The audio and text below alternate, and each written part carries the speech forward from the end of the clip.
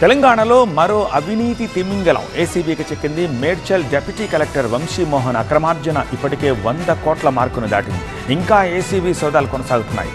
కంచే చేను మేసినట్టుగా సీలింగ్ ల్యాండ్ను స్వాహా చేసిన వైనం తనిఖీల్లో తడుక్కుమంది. సెంచరీ కొట్టే పోస్టు తమదన్నట్టుగా కొందరు ఆఫీసర్లు అవినీతిలో ఇట్టే 100 కోట్ల మార్కు దాటిస్తున్నారు. ఒకరో ఇద్దరో కాదు, ఒకరెనక ఒకరు మందకు మందలా మోపయ్యారు. ఇట్టాంటోళ్లు అందరిలా అన్నం తింటారా లేక లంచం మాత్రమే తింటారా? కోట్లల్లో ఈ నోట్ల కట్టలేంట్రా బాబు. ఇంట్లోనే ఇంత సొమ్ముందంటే ఇంకా బ్యాంకుల్లో బినామీ ఖాతాల్లో ఇంకెంత సొమ్ము మూలుగుతుందో కదా అని జనం నివ్వెరపోతున్నారు. ఒకటా రెండా సీన్ వెనక సీన్లు తళుక్కుమంటున్నాయి. టచ్ చేస్తే మినిమం 100 కోట్ల అవినీతి తెరపైకొస్తుంది. లేటెస్ట్ గా మేడ్చల్ డిప్యూటీ కలెక్టర్ వంశీమోహన్ పైశాచికం ఏసీబీ ఫ్రేమ్ లోకి వచ్చింది.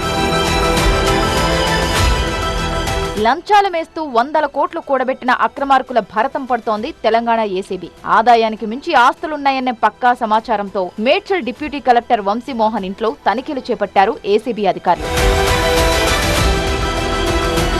వంశీమోహన్ 2019 నుండి 2023 వరకు శేర్లింగంపల్లి తహసీల్దార్గా పనిచేశారు. అప్పటి నుంచి రియల్ ఎస్టేట్ వ్యాపారులతో కలిసి అక్రమ వ్యాపారం చేసినట్టుగా ఏసీబీ గుర్తించింది. సీలింగ్ ల్యాండ్ ను తన పేరిట రిజిస్టర్ చేసుకున్నాడనే డౌట్ తో కూపీ లాగితే 100 కోట్లకు పైగా అక్రమాస్తుల డొంక కదిలింది. అబ్దుల్లాపూర్ మేట్లోనే 8 ఎకరాల సీలింగ్ ల్యాండ్ ను తన పేరిట రిజిస్టర్ చేసుకున్నట్టు తేలింది. ఆ డాక్యుమెంట్స్ తో పాటు శేర్లింగంపల్లి 10కి పైగా ఫ్లాట్లకు సంబంధించిన పత్రాలను స్వాధీనం చేసుకున్నారు ఏసీబీ అధికారులు. అబ్దుల్లాపూర్ మేడ్చల్ సహా మొత్తం 9 ప్రాంతాల్లో ఏకకాలంలో తనిఖీలు చేపట్టారు. అటు గుంటూరులోని వంశీమోహన్ మామ ఇంట్లోనూ తెలంగాణ ఏసీబీ అధికారులు సోదాలు నిర్వహించారు.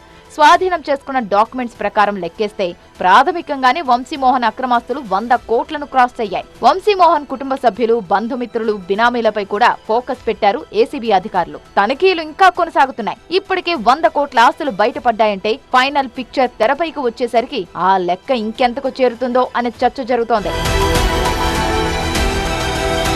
అప్పట్లో హెచ్ఎండిఏ మాజీ డైరెక్టర్ శివబాలకృష్ణ, రీసెంట్ గా జలమండలి చైర్మన్ అనంతలక్ష్మి కుమార్, ఆ కోవలో ఇప్పుడు మేడ్చల్ డిప్యూటీ కలెక్టర్ వంశీమోహన్ అవినీతిలో 100 కోట్ల మార్కును దాటేశారు. దొరికితే దొంగ, దొరకని ఇలాంటి దొంగలు ఇంకెందరున్నారో.